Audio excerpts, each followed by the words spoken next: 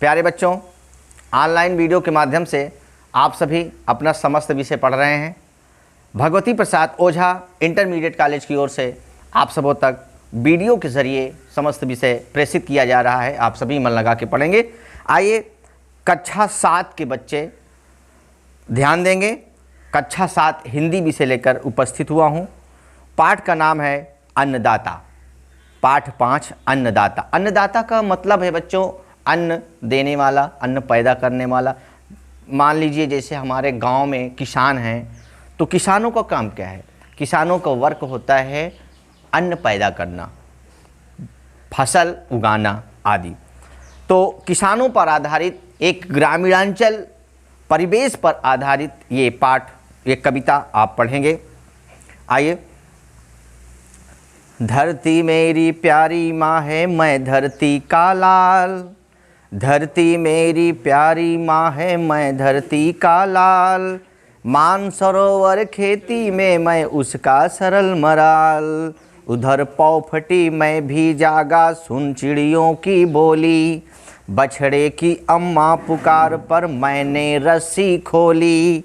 घर घर कर फेन उठाती, धार दूध की आई। उधर चली चक्की, गीतों ने अपनी तान मिलाई। मुन्ना जागा किलक, जिसको लखमय हो रहा निहाल। धरती मेरी प्यारी माँ है, मैं धरती का लाल। बजी गले की घंटी, ज्यों ही बैलों को पुचकारा। ममता का संबंध पुराना उनका और हमारा। हल है मेरे हाथ जुए में, वे कंधा हैं देते। गौ के लिए जो जाए मेरे, श्रम में दून रख लेते हैं। हंस पड़ते हैं खेत, बाग में उठते झूम रसाल। धरती मेरी प्यारी माँ है, मैं धरती का लाल। आइए इसका भावार्थ समझते हैं। अन्नदाता। धरती मेरी प्यारी माँ है, मैं धरती का लाल। लेखक का तात्पर्य है एक किसान, एक कृषक अपनी धरती माँ से इतना लगाव रखता है, वो कहता है ये धरती मेरी माँ है, ये धरती मेरी माँ है और मैं इस धरती का पुत्र हूँ। मैं इस पृथ्वी का, इस धरती का पुत्र हूँ। ये धरती मेरी माँ है और मैं इस धरती का पुत्र हूँ। मानसरोवर खेती तो मैं उसका सरल मराल। मराल का मतलब होता है हंस। मानसरोवर, ये खेती मानसरोवर की तरह है।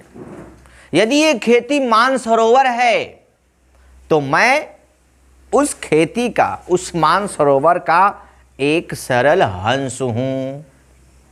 फिर क्या? उधर पौफटी मैं भी जागा, सुन चिड़ियों की बोली। सुबह सुबह सुबह चिड़ियों की आवाज सुनकर, चिड़ियों का कलरव सुनकर मैंने जल्दी से जागा। चिड़ियों की आवाज को सुनकर सुबह मैंने जल्दी से जागा। क्या? चिड़ियों की आवाज को सुनकर, चिड़ियों की पुकार को सुनकर सुबह मैंने जल्दी से जागा। बछड़े की अम्मा पुकार पर मैंने रस्सी खोली। और जैसे ही मैं सुबह जब उठता हूँ तो बछड़े की अम्मा, जो बछड़ा बोलता है ना, बछड़े ने जब अम्मा कह के पुकारा, जब बछड़े ने अम्मा कह के पुकारा तो मैंने झट से उस बंधे हुए बछड़े की रस्सी को खोल दिया। फिर क्या? घर घर कर फेन उठाती, धार दूध की आई। और दूध को निकालने के लिए, जानवरों से दूध को निकालने के लिए मैंने पात्र उठाया और उस पात्र में दूध की धारा जो बह रही है, दूध की धारा घर घर करती हुई बह रही है और उस बर्तन में फेन ऊपर की ओर उठ रहा है, फेन ऊपर की ओर आ रहा है।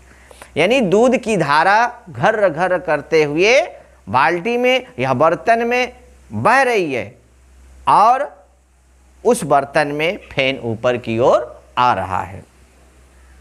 उधर चली चक्की गीतों ने अपनी तान मिलाई।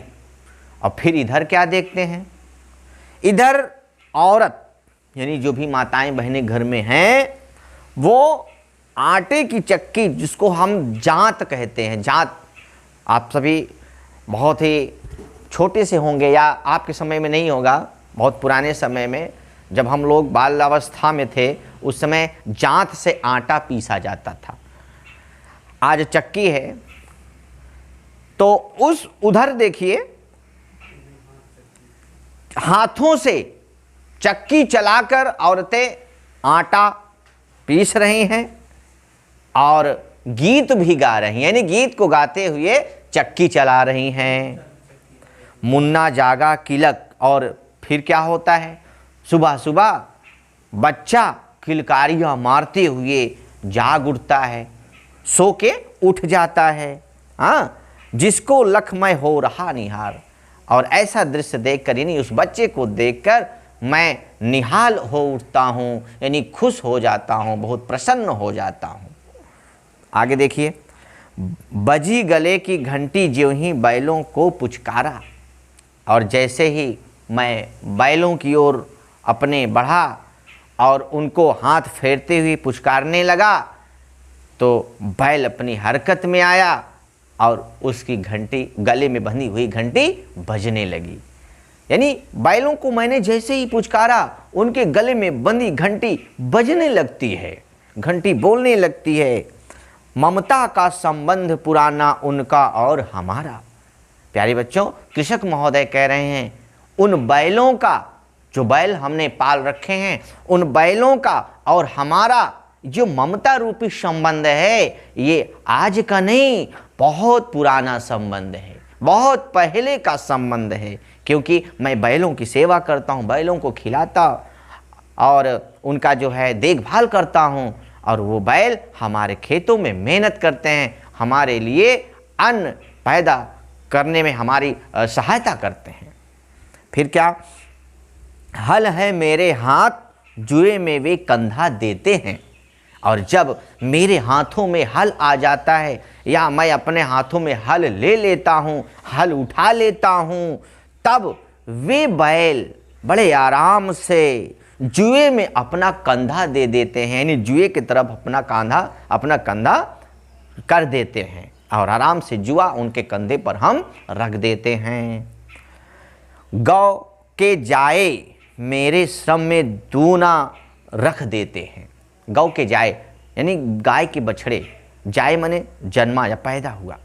हाँ, जो गाय के बछड़े हैं, गाय के ये जो बच्चे हैं, चाहे बैल हों चाहे बछड़े हों, ये जो गाय के बच्चे हैं या गाय के जन्मे हुए जो बच्चे हैं, श्रम में दूना रख लेते हैं। ये हमारे साथ श्रम करते हैं और हमारे साथ दूना यानी 2 गुना श्रम करते हैं खेत में। ये जो गाय के बच्चे हैं, ये हमारे साथ हमारे खेत में हमसे 2 गुना श्रम करते हैं, परिश्रम करते हैं। फिर क्या देखिए, हंस पड़ते हैं खेत बाग में उठते झूम रसाल। और इनके इस परिश्रम से जब खेत हरे भरे हो जाते हैं तो वो खेत खुशी के मारे हंसने लगते हैं, वे खेत हंसते हैं और बाग में उठते झूम रसाल। और उन्हीं बागों में आम के वृक्ष झूमने लगते हैं। यानी इनके श्रम के द्वारा खेत खलिहान सभी हंसने लगते हैं और बाग में आम के वृक्ष खुशी के मारे झूमने लगते हैं। यानी कि वृक्ष भी झूमते हुए अपनी प्रसन्नता को जाहिर करते हैं। प्यारे बच्चों, आज बस 2 पैराग्राफ, अगले दिन ये कविता आपके समक्ष जो है भावार्थ सहित प्रस्तुत की जाएगी, पढ़ाया जाएगा। आप सभी ध्यान लगा के पढ़ेंगे। धन्यवाद।